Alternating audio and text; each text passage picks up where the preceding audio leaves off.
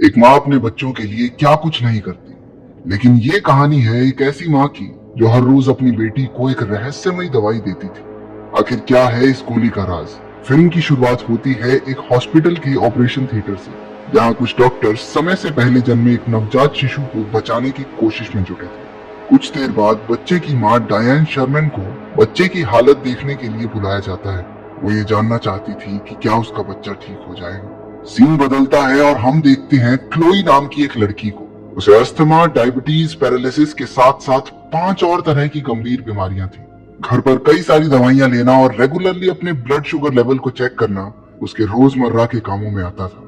Chloe एक बहुत ही होशियार लड़की है जो अपने शहर की जानी मानी यूनिवर्सिटी से आगे की पढ़ाई करना चाहती है। उसने यूनिवर्सिटी में दाखिले के लिए फॉर्म भी भर दिया था। जब भी घर पर कोई लेटर आता वो बहुत उत्सुक हो जाती, ये सोचकर कि शायद वो यूनिवर्सिटी की तरफ से होगा। लेकिन अफसोस, यूनिवर्सिटी से कोई लेटर आया ही नहीं।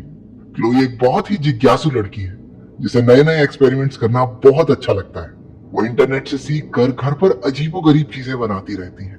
एक दिन जब वो पढ़ रही थी तो उसे एक गाड़ी की आवाज सुनाई दी। उसे लगा कि ये सामान पहुंचाने वाली गाड़ी है, लेकिन जब उसने बाहर झांक कर देखा तो पता चला कि उसकी माँ बाजार से कुछ सामान लेकर घर वापस लौटी थी। उसकी माँ फोन पर किसी से बात कर रही थी। इस दौरान उसने डब्बे में झांक कर देखा और उसमें से कुछ चॉकलेट्स निकाल ली। वहां पर उसकी नजरें एक हरे रंग की दवाई की शीशी पर पड़ी, जिस पर डायन शर्मन यानी कि उसकी माँ का नाम लिखा था। लेकिन उसके हिसाब से तो उसकी माँ को कोई बीमारी नहीं थी। तो आखिर ये दवाई है किस चीज की? रात को क्लोई की माँ सोने से पहले उसे कुछ दवाइयां देती है। क्लोई तुरंत पहचान गई कि उन दवाइयों में एक हरा कैप्सूल भी था जो उसने पहले देखा था। उसने इस बारे में अपनी माँ से पूछा, लेकिन वो कहती है कि ये असल में क्लोई की ही दवा है और शीशी पर दुकान वाले दवाई खरीदने वाले का नाम लिखते हैं। क्लोई उसकी माँ के इस जवाब से पूरी तरह संतुष्ट नहीं थी, लेकिन अपनी माँ पर भरोसा करते हुए उसने अपनी दवाई ली और सीधा सोने चली। अगले दिन जिज्ञासा से भरकर उसने दवाइयों के डब्बे से वो शीशी निकाली और देखा कि दवाई का नाम ट्राइगॉक्सिन था। लेकिन उसे ये बात बड़ी अजीब सी लगी कि उस दवाई की शीशी पर अब उसका नाम लिखा था। लेकिन जब उसने वो स्टिकर उतारा तो पीछे डायन शर्मन का ही नाम था। उस रात सोने से पहले क्लोई को वही सारी दवाइयां फिर से दी गई, लेकिन इस बार क्लोई ने वो हरी गोली निगली नहीं और बाहर निकालकर जांच के लिए अपने पास रख ली। उसकी माँ के सोने के बाद क्लोई जल्दी से नीचे गई और अपने कंप्यूटर में ट्राइगॉक्सिन के बारे में जानकारी ढूंढने लगी। हालांकि उसे कुछ पता नहीं लग पाया क्योंकि इंटरनेट में कुछ प्रॉब्लम थी। कंप्यूटर चलाते वक्त उसे ये एहसास नहीं हुआ कि कोई कमरे के कोने से उसे देख रहा था। जब उसके पास कोई और तरीका नहीं बचता तो क्लोई अनजान लोगों को फोन करके उन्हें कहती है कि इंटरनेट से देखकर उसे ट्राइगॉक्सिन के बारे में बताएं। पता चलता है कि ट्राइगॉक्सिन दिल की दवाई है, लेकिन अजीब बात यह थी कि ट्राइगॉक्सिन असल में एक लाल कैप्सूल है। उसे शक हो गया कि उसकी माँ उससे कुछ तो छुपा रही है। क्लोई के मन में अब भी बहुत सारे सवाल थे। घर से बाहर निकलने के लिए उसने अपनी माँ से फिल्म देखने के बारे में पूछा। जब वो सिनेमा हॉल में थी तो क्लोई ने डायन से पूछा कि उसे टॉयलेट जाना है। वो थिएटर से निकलकर पास की दवाइयों की दुकान पर पहुंची।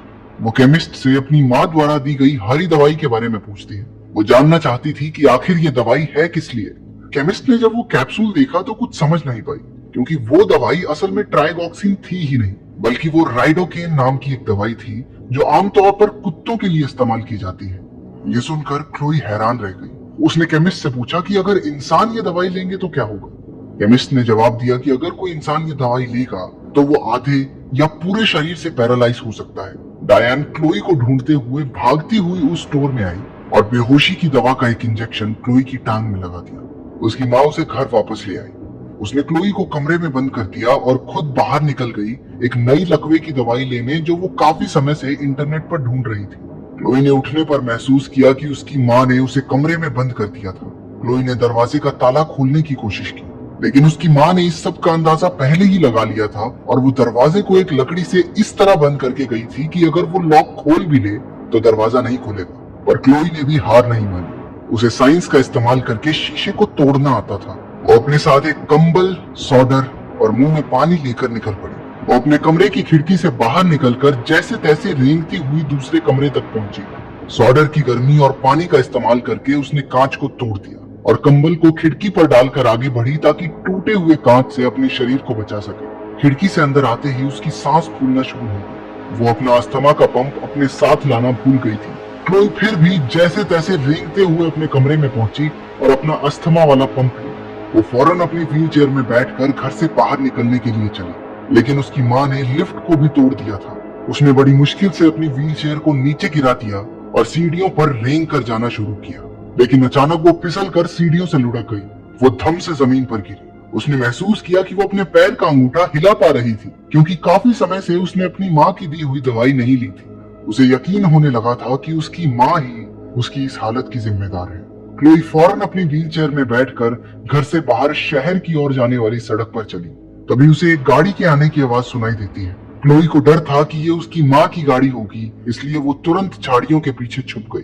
पता चला कि वो गाड़ी डाकिया की थी जो उनके घर एक चिट्ठी देने आया था। क्लोई अचानक से सड़क पर आई जहाँ उसकी गाड़ी से टक्कर होते होते बची। पोस्टमैन भागकर गाड़ी से बाहर आया और उसने क्लोई से पूछा कि वो ठीक तो है। क्लोई ने सिर्फ इतना कहा कि मेरी मदद करो। जब डाकिया उसकी मदद कर रहा था तब अचानक से उसकी माँ की गाड़ी उनके पास से गुजरी और उसने उन्हें देख लिया। डायन तुरंत पोस्टमैन के पास जाकर पूछने लगी कि क्लोई को क्या हुआ। वो अपनी बेटी को घर वापस ले जाना चाहती थी, लेकिन डाकिया उसे रोक देता है। वो कहता है कि क्लोई घर नहीं, पुलिस स्टेशन जाना चाहती है।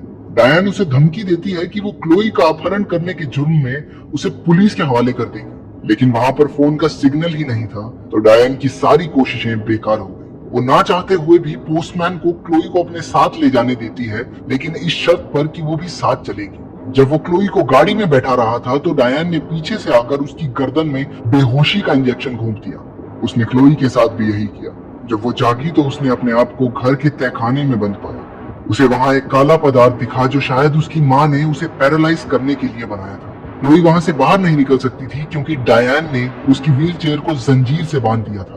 क्लोई को वहां कुछ कागज दिखाई दिए। पता चलता है कि यूनिवर्सिटी से उसके एडमिशन के बारे में कई सारे खत आए थे, लेकिन उसकी माँ ने उन सबको उससे छिपा। वो बहुत निराश हो गई। उसके सामने उसके बचपन की कई तस्वीरें आई जिनमें वो बिल्कुल तंदुरुस्त थी, उसके पैर बिल्कुल ठीक थे, वो चल सकती थी। इससे भी ज्यादा चौंका देने वाला कागज उसके हाथ लगा जिसमें एक बच्ची के मरने की जानकारी थी। बच्ची का नाम क्लोई था, जिसकी मौत जन्म के 2 घंटे बाद ही हुई। वहां एक अखबार भी था जिसमें क्लोई की मौत के दिन ही उस अस्पताल से किसी बच्चे को चुराने की खबर लिखी थी। ये पढ़कर क्लोई को बहुत बड़ा झटका लगा। वो समझ गई थी कि वो डायन की असली बेटी नहीं है, वो तो वो बच्ची है जिसे डायन ने उसके माँ बाप से चुरा लिया था। फिर दिखाया जाता है कि डायन के बच्चे को डॉक्टर्स बचा नहीं पाए थे और इस वजह से डायन इतनी परेशान हो गई कि उसने अस्पताल से किसी और का बच्चा चुरा लिया। क्लोई ये सब पढ़ ही रही थी कि डायन तहखाने में आ गई। क्लोई ने उससे कहा कि वो उसकी असलियत जान चुकी है। वो जानती है कि डायन उसकी माँ नहीं है और उसी ने उसे दवाइयां खिला खिला कर बीमार और अपाहिज बना रखा है। डायन कहती है कि उसने ये सब इसलिए किया क्योंकि उसे क्लोई से प्यार है। वो क्लोई की दवाइयां फेंक कर उसे सब कुछ भूल कर पहले जैसा हो जाने को कहती है। क्लोई अब भी डरी हुई थी। उसे अपनी माँ की बातों पर विश्वास नहीं था, लेकिन अब डायन के धैर्य की सीमा पार हो गई। उसने एक इंजेक्शन में वो काला पदार्थ भर लिया। क्लोई बुरी तरह से डर गई और जल्दी से एक अलमारी के पीछे छिपकर उसने दरवाजा बंद कर दिया। उसे वहां एक जहर की शीशी मिली। जैसे ही उसकी माँ ने दरवाजा खोला, क्लोई ने पूरी जहर की शीशी पी ली। डायन अपनी बेटी को मरता देख जोर जोर से रोने लगी। क्लोई को तुरंत अस्पताल ले जाया गया। डॉक्टर्स बड़ी मुश्किल से उसे बचाने में कामयाब रहे, लेकिन अभी कुछ समय तक उसे हिलने जुलने और बात करने में काफी मुश्किल होने वाली थी। क्लोई ने अपनी माँ को कमरे की खिड़की से उसकी तरफ घूरते हुए देखा। वो तुरंत नर्स को हेल्प बटन दबाकर अपनी मदद के लिए बुलाती है। वो कुछ बोल नहीं पा रही थी, इसलिए उसने नर्स को आंख से इशारा किया। नर्स ने उसे एक कागज और क्रायन दिया ताकि वो लिख कर अपनी बात बता सके। जब क्लोई कुछ लिख रही थी तभी अचानक से इमरजेंसी अलार्म बजने लगा। पता चलता है कि ये अलार्म असल में डायन ने नर्स का ध्यान भटकाने के लिए बजाया था। कुछ समय बाद डायन क्लोई के कमरे में दाखिल हुई और जल्दी से सभी उपकरणों को हटाकर उसे बाहर ले गई। जब नर्स क्लोई के कमरे में वापस आई तो उसने देखा कि वो वहां नहीं थी।